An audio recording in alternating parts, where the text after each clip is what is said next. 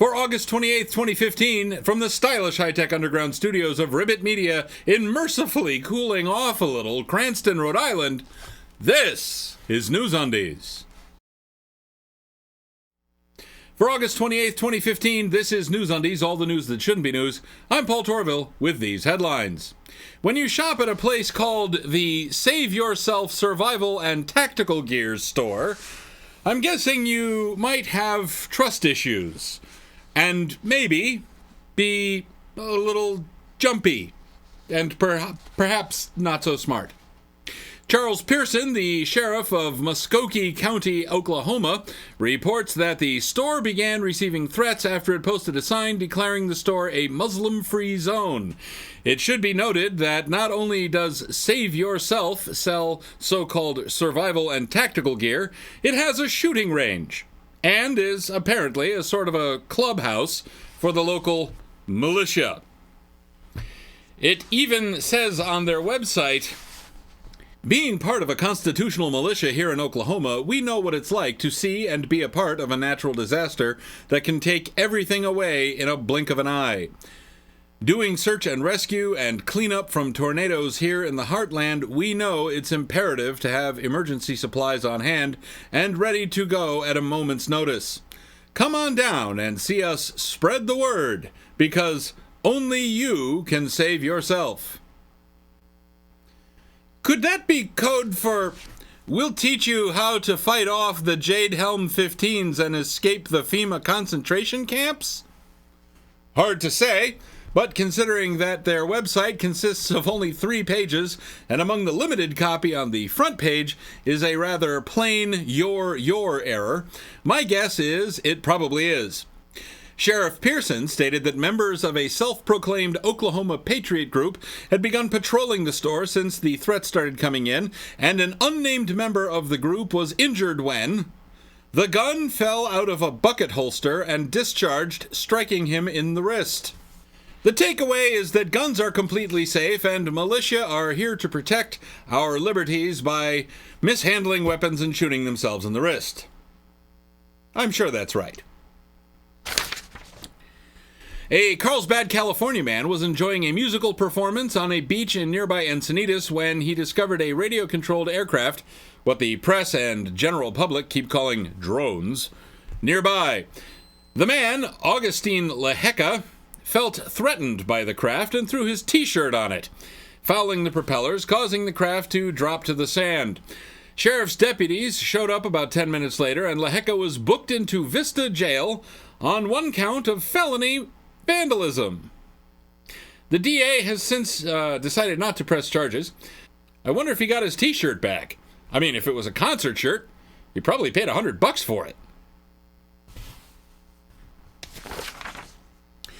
Jan Mickelson, the inscrutably influential wacko conservative radio host, has floated a delightful and humane immigration plan to eliminate any and all problems related to illegal immigration. His plan? Make undocumented immigrants who do not leave the United States property of the state and force them into compelled labor. This man is a complete loon. I mean, wow. And the fact that he's had clown car occupants Carly Fiorina, Rick Santorum, Ben Carson, and Scott Walker on his show. I mean, it seems to me that any credibility that they may have had is gone. Don't get me wrong. I'm not saying they actually had credibility. Unless you've been stranded on Mars, you've probably heard that pedophilic Christian quiverful asshat Josh Duggar is among the 30-something million people whose names and personal details were hacked from the Ashley Madison website. A survey of around 60,000 users of the website revealed that more than 70% of them identify as Catholic, Protestant, or Evangelical Christian. So, pretty much matches the proportion in society at large. Josh Duggar, being on the Ashley Madison website, is apparently not a function of him being rich or famous or Christian, or even necessarily of him being possibly mentally ill. It appears to be a function of him being a human being stuck in an unsatisfying situation. Of course, that raises the question of what would satisfy him. Frankly, given what we know about him so far, I'd just as soon not know. And the same goes for Sam Rader.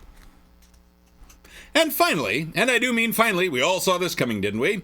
Some people think chocolate and peanut butter are two great tastes that go great together. Oreos and milk. Bacon and, well, anything.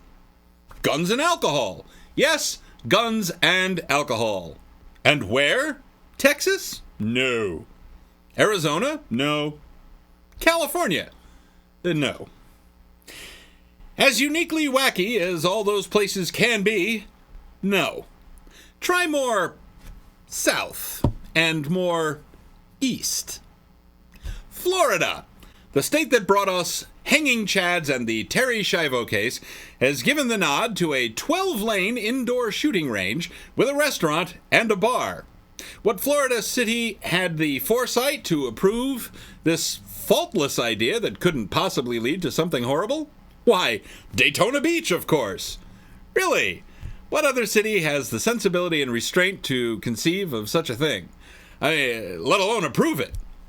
So, okay, can we please, at long last, can we please just saw Florida off and cast it adrift in the Caribbean?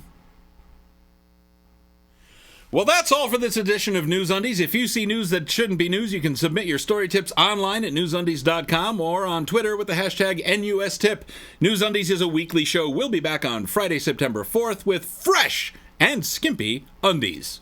If you like this video, please like this video. If you like the show, please spread the word. Got a question, comment, or suggestion? Leave it in the comments below. Don't forget to subscribe to us on YouTube, circle us on Google+, like us on Facebook, follow us on Twitter, ignore us on MySpace, tell your friends, and buy NewsUndies Kitsch at newsundies.com. Thanks for watching. For all of us here at NewsUndies, until next time, I'm Paul Torville. After that, I might be heading to southern Georgia with my Sawzall.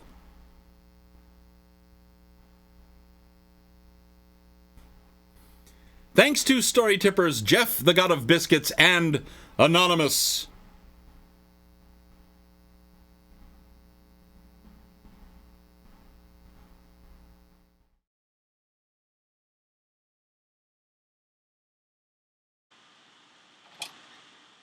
I just want to tell you good luck.